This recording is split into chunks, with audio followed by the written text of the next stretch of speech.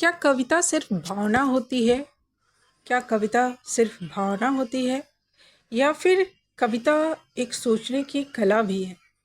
क्या आपने कभी सोचा है कि एक समय ऐसा था जब कवि सोचते भी थे और महसूस भी करते थे एक साथ? लेकिन फिर क्या हुआ?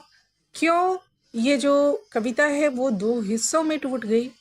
आज हम बात करेंगे एक ऐसे ही ऐसे की जिसने लिटरेरी क्रिटिसिज्म की दिशा ही बदल दी, मेटाफिजिकल पोइट्स, जिसको टी.एस. एलियट ने 1921 में लिखा था। इस पूरे ऐसे का सबसे बड़ा कंसेप्ट है यूनिफाइड सेंसिबिलिटी। इसका मतलब क्या है? इसका मतलब है जब कवि की सोच, कवि की इंटेलेक्ट और कवि के इमोशंस अलग अलग नहीं होते, बल्कि दोनों एक साथ काम करते हैं।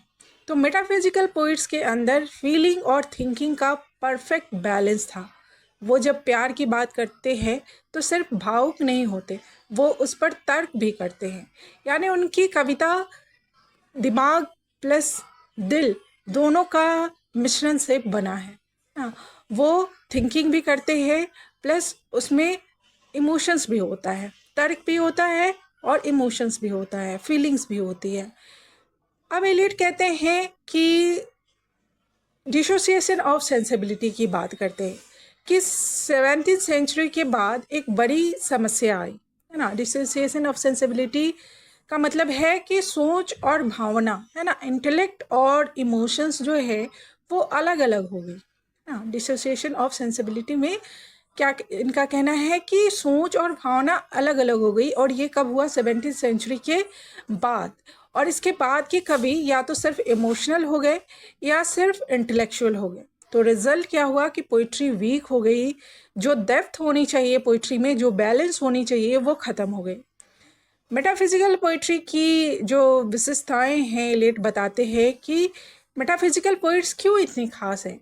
क्योंकि उनमें कंसीट है ना। कंसीट क्या है? वो पावरफुल कंपैरिजंस करते हैं ना। वो कंपैरिजंस कुछ अजीब होते हैं लेकिन पावरफुल होते हैं।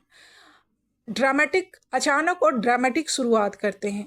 लॉजिकल आर्गुमेंट की तरह कविता को प्रेजेंट करते हैं। रीडर से डायरेक्ट बात करते हैं और अनप्रेडिक्टेबल इमेजरी प्रेजेंट करते हैं। तो ये पोइट्री आपको सिर्फ महसूस नहीं कराती ना। मेटाफिजिकल पोइट्री जो है वो आपको सिर्फ महसूस नहीं कराती, ये आपको सोचने पे मजबूर करती है। मेटाफिजिकल पोइट्री सिंपल नहीं है, इसमें आइडियाज़ बहुत स्ट्रॉन्ग होते हैं। कविता जो है फिलोसफिकल डिस्कशन जैसी लगती है, रीडर को एक्टिव होना पड़ता है इसको समझने के लिए। और ये इजी पोइट्री नहीं है, ये थिंकिंग पोइट्री होती है। अब सवाल ये है कि क्या ये सिर्फ दिमाग की कविता होती है, इंटेलेक्चुअल कविता होती है? नहीं, इसमें इमोशन भी उतना ही पावरफुल होता है।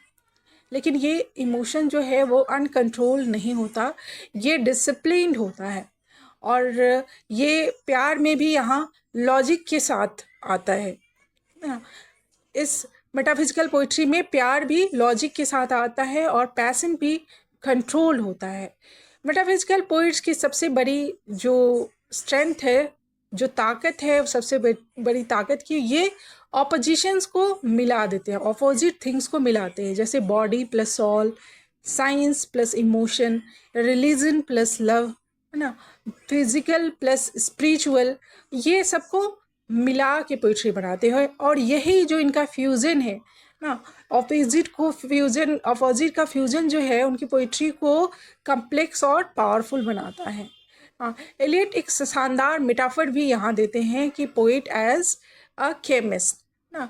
पोइट को वो केमिस्ट कहते हैं कि जैसे केमिकल रिएक्शन में अलग अलग तत्व मिलकर कुछ नया बनाते हैं, वैसे ही यहाँ जो मेटाफिजिकल पोइट्स हैं वो अलग अलग इमोशंस को मिलाकर कुछ नया अनुभव बनाते हैं। तो इनकी पोइट्री रॉ फीलिंग नहीं है, प्रोसेस्ड एक्सपीरियंस है।